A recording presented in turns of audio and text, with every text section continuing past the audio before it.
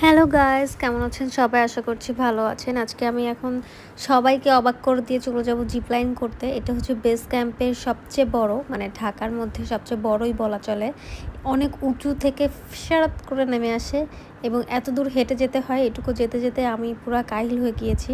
প্রথমে আমি অনেক তাড়াহুড়া করে, মানে অনেক এক্সাইটমেন্ট নিয়ে যাচ্ছিলাম, বাট যাওয়ার পরে যখন দেখি যে এত বড় একটা সিঁড়ি পার হতে হবে, সিঁড়ি না, এটা অ্যাকচুয়ালি মই পার হতে হবে, তখন আমি একটু থেমে যাই। থামার পরে মনে হলো যে না, সবাই যখন পারছে তো আমিও পারবো।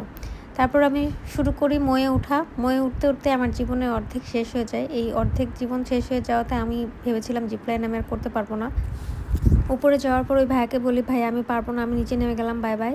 বাট উনি আমাকে অনেক জোর করে যে না আপু পারবেন, সমস্যা নেই, তো এইভাবে। বাট আমি কোনোভাবেই আমি ছাড়তে চাচ্ছিলাম না, ওনাকে আমি ধরেই রাখছিলাম। এক হাত দিয়ে ওনাকে ধরছি আর এক হাত দিয়ে আমি বলতেছি যে আমি যাই। মানে আমার এমন মনে হচ্ছে ছেড়ে দিয়ে আমি ধাপ করে পড়ে যাবো এরকম। যাই হোক, অ্যাট লাস্ট আমাকে ধাক্কা দেয়, আমি চলে আসি।